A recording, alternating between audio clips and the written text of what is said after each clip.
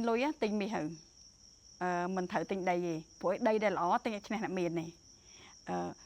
ខ្ញុំគ្រប់ត្រអាកន្លែងហ្នឹងធម្មតាតាគេមានធនធានណាគេប្រកាសជាឆ្លាតហើយបើសិនជា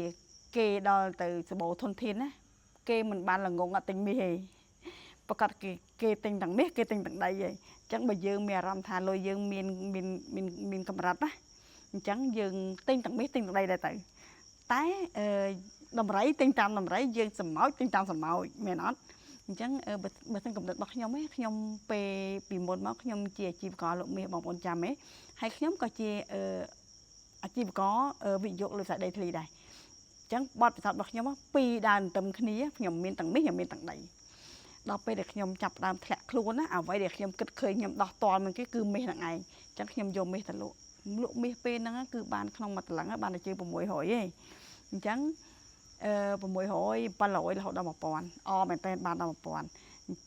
បងប្អូនចាំពេលហ្នឹងគឺខ្ញុំមានដីលក់អត់ចាញ់ទេដោយសារដីអត់មានទីផ្សារអញ្ចឹងពេលដែលខ្ញុំលក់មាសអស់ហើយខ្ញុំរត់ការប្រាក់របស់គេហើយខ្ញុំប្រឈមមុខក្នុងការលក់ផ្ទះឡៃឡុងផ្ទះធនឡៃឡុងរបស់ខ្ញុំក៏ខ្ញុំចំណេញបានច្រើនភាគរយដែរហើយរហូតដល់ខ្ញុំដល់ដីមានទីផ្សារដីដែលខ្ញុំទិញពីមុនមកថោកហើយលក់អត់ចេញការសម័យហ្នឹងហើយខ្ញុំនិយាយថាវាពិតជាអស្ចារ្យមែនតើខ្ញុំមានអារម្មណ៍ថាស្ដាយមែនតើបើសិនជាខ្ញុំមានមាសច្រើនពេកខ្ញុំយកមាសហ្នឹងយកលុយទៅទិញមាសយកមកទិញដីទាំងអស់វិញម្លេះសំខ្ញុំមិនដឹងជាផ្ទុះប៉ុណ្ណាក៏ប៉ុន្តែមិនខុសទេបើសិនជាបងប្អូនមានគំនិតថាទិញមាសទៅយើងស្រួលដោះតមែនតាមពិតបើសិនជាយើងអត់យើងពិតជាត្រូវការទិញមាសមែនហើយបើសិនជាយើងសបោសបាយយើងមានលទ្ធភាព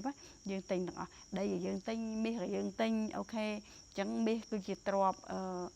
សម្រាប់ដោះតល់អញ្ចឹងទៅអញ្ចឹងឃើញមាសជាទ្រព្យសម្រាប់ដោះតល់អូនពូមីងខ្លះគាត់នៅតាមតំបន់ជនបទណាដីគាត់មួយក្រៃបាន25គាត់មាន4ហាត់គាត់បានលុយ1លានហើយតែខ្ញុំចង់បញ្ជាក់ប្រាប់បងប្អូនថាតាមលទ្ធភាពយើងទៅដំរីគេទិញតាមដំរីយើងសម្ោចទិញតាមសម្ោចទិញទៅមាសក៏ទិញដីក៏ទិញទៅហើយមិនបាច់មកទិញមួយខ្ញុំក៏បានដែរឲ្យបងប្អូនមើលឃើញដីកន្លែងណាល្អទិញកន្លែងហ្នឹងទៅ